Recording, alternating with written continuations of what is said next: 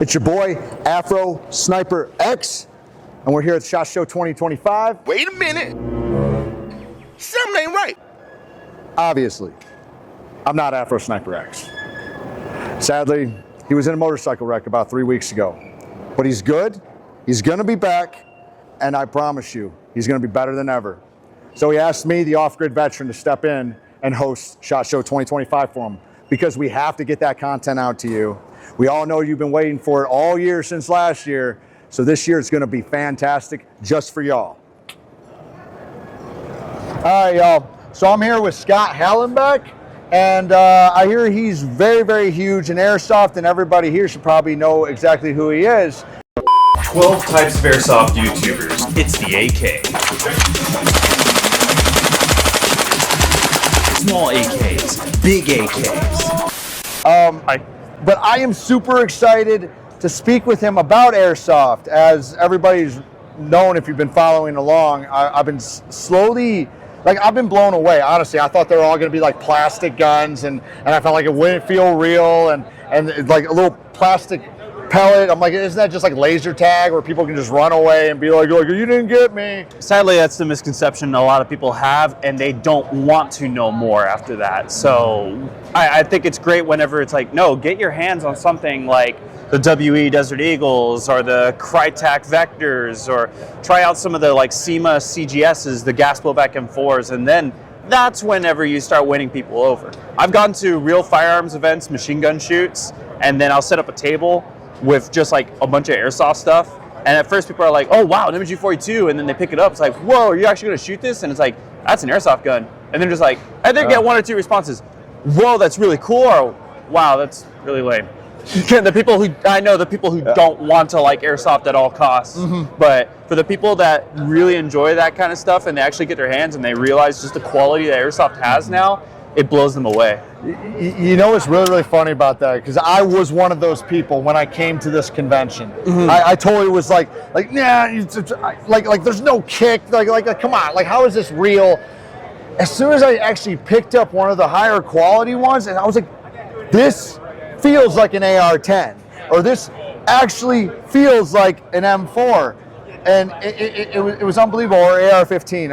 I'm a little military, so, but it actually feels real. And then I got to experience a blowback recently, and I was like, okay, all right. Oh yeah, gas blowbacks attract a lot of people, especially for me. I've got a lot of AEGs, or automatic electric guns, and I want to move over to GBBs, gas blowbacks. So I really have been enjoying more and more of those lately, especially as more gas blowbacks come into the United States. More manufacturers are dabbling with gas blowbacks, especially for me who likes a lot of 80s, 70s, 90s like stuff. The Galil is my favorite, but I've got FNCs, I got AUGs. I said I had my MG42, I also have it in $1,000, and it goes on. I have 121 replicas, so I have a bit of a, taste for all sorts of different things. Man of many tastes. So let me ask you a little bit about yourself. So when did you really get into this, and kind of, like me personally, I haven't seen your content. But after talking with you, I kind of want to go watch your content. So for me, I started because I was trying to look for World War II reenactments, and I was watching a few actual World War II reenactments, but then I started finding videos from this guy called Scout the Doggy. And there was a bunch of guys playing with what looked like, FG42s, M1 Garands, MP40s and such, but I actually noticed that they were shooting at each other and actually hitting each other with something. That's how I originally found airsoft. But then I dropped it, I didn't really do anything with it, but I once in a while would look it up again. But then I found a guy called Milsim Junkie, and this is whenever I started, I knew what airsoft was now, and I was looking at how people play against each other's. I found CQB gameplay through him. Back then it was really slow paced and everybody was taking it kind of semi-seriously. And that's how I really started getting into it. So I bought a few replicas whenever I could afford it. I was homeless at the time, so certain things take priority. But once we got a place to actually live, me and my mom, I started taking on what I call, I'm Mexican, So I just say, I've been joking. It's like I've been taking on my people's jobs. I was doing yard work doing a lot of yard work for a lot of people. So raking leaves, mowing lawns and stuff like that. But I started making money slowly and slowly, and I started buying my first pieces of kit through that way. The channel came later. Yeah. Oh, I mean, that's usually how it always goes. You know, usually when people decide they want to start a channel and start something new, I feel like when it comes to actually getting a channel going, it comes more naturally of what you love. Ironically, my channel started because it was what I call a dump channel. So I was playing and then I overheated. So I sat out one game, but I didn't want to go home. So I wanted to show my friends at school what we were doing. So I took my iPhone 4 out there and I started filming people, and people started asking me, like, hey bro, can you send me that footage afterwards? And it's just like, okay, yeah, I'll send it. But going through email was so annoying because the files are so big. But then when it's like 17 people who all want that video, I'm like, oh, screw it. I'll upload it to YouTube. You guys can go find it there and do whatever. And that's how my first videos happened. And then after a while, people were like, man, you're actually kind of good at filming like this. So I tried to give some context, what's going on with the gameplay, what is our objective, and then one-up myself over and over until I was like, you know what? I actually kind of like doing this YouTube stuff. Wow. If it wasn't for that, I'd be selling cars, honestly, which I'm actually looking forward to now transitioning over to a little bit. Yeah. Like, I actually do want to pick up a car dealership job and just work with a brand in specific. I'm not going to say what brand because there's some weirdos out there that might go look up what brands I'm actually trying to work with and then try to mess those up for me. Yeah. We don't want how the internet's like. Yeah. That is really, really cool, though. It was just a dump channel. So I have another podcast called Mission Entrepreneurship, and this is the type of stuff we talk about. How when you're doing something, you do it for the right reason, or you just randomly doing things, and then suddenly you see a hole, or you see an opportunity, or you're like, I'm going to add some context to this. Oh yeah. A bunch of my series, because on my channel I don't focus only on gameplay or only reviews. I have variety. I have a whole different variety of stuff. So I do reviews, gameplays, discussions, tips videos. I want to work on a video where I just explain airsoft terms, because you hear gas blowback, you hear GBB, you hear AEG, shimming, AOE. Do you know what AOE is? Nope. So that would be angle of engagement. That's internal parts like discussion. So the whole list would be just all these abbreviations and terms you've heard, and then explain them. So I like doing all those kind of different variety stuff. It keeps me from being bored, you know? Yeah. But not everybody likes reviews. Not everybody wants to see unboxing videos. So variety channels can kick you in the ass sometimes, but I have fun this way. Honestly, I think I'm going to be subscribing and learning about airsoft just through your channel. I like informative videos. When I'm really trying to learn something about a subject, to really talk to people who actually use this. One thing I love about YouTube channels. It's also one thing I do with mine as well, is like we just talked to Tannerite, and they're like worried that I was going to go do crazy. I was like, no, I'll use the product the way it is, but we're going to make it fun. Oh yeah. Yep. There's no problem with that. But that's amazing. Like honestly, I'm glad we ran into you, because now I get to watch you and learn about airsoft. Especially, I'm going to have my first airsoft experience this Sunday. It should be pretty fun. I know one thing I like to do, one of the series we do is called 1v1 Me, where I 1v1 people outside the airsoft scene, but usually it's like other YouTubers that I tend to watch a lot. So we did one with a commentator called Turkey Tom. We did one with another one called Fox Akimbo. I 1v1 Print Shoot Repeat, if you've ever heard of PSR. And Jammer Actual. So he's like, his body is what they modeled Ghost for the new Modern Warfare games. And he's Special Forces. He's a hard ass. Yeah. He destroyed me. But, I like doing those 1v1s because I get to see outside the airsoft scene and talk to these real shooters, or sometimes just commentary channels, or people that are somewhat interested in airsoft but don't know what it's really like. One of the things I always like to say, it's like a big game of Call of Duty. It's as serious as you want it to be. Yeah. You could think of a lot of things like this, but if you think of airsoft kind of like politics, if you go too far one side, you get into the super competitive stuff, and everything's competition, must win at all times, KD best, Okay. And not everybody likes that. A lot of people don't like that kind of person, of course, because everything's competition pure.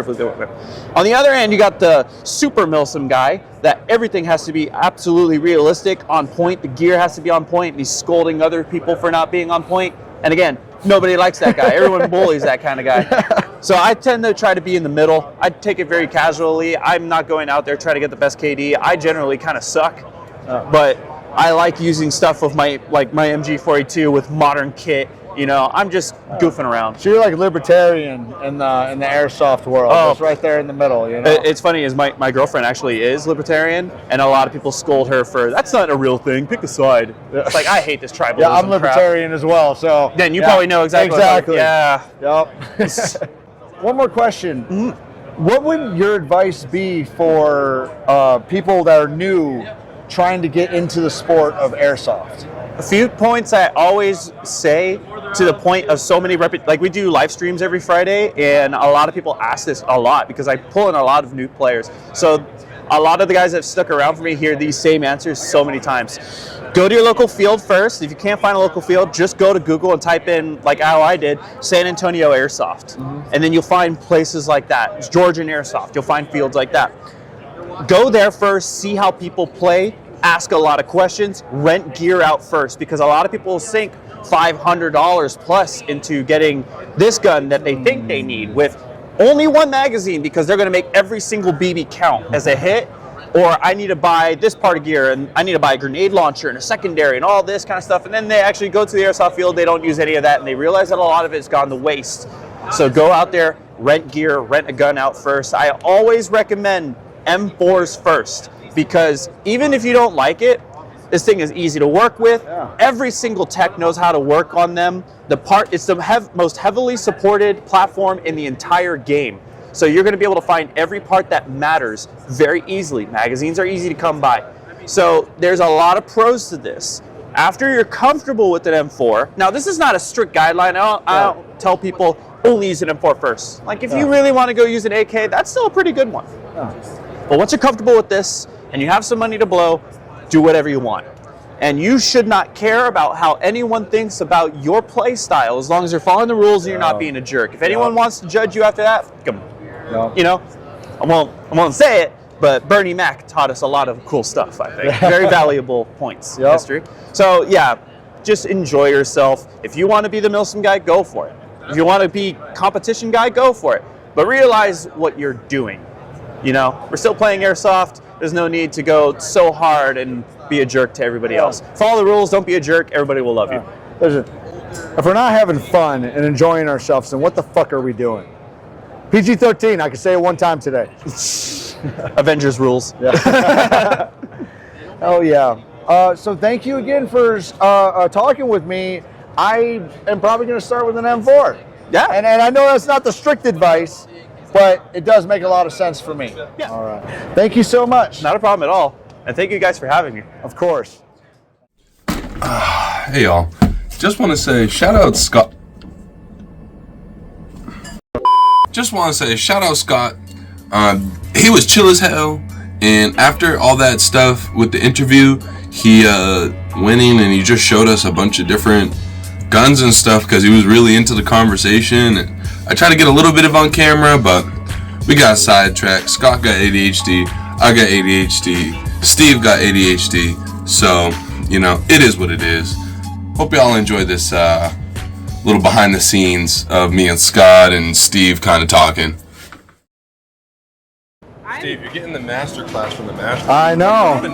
Yeah. So Double Eagle and SEMA CGSs, they're very lightweight.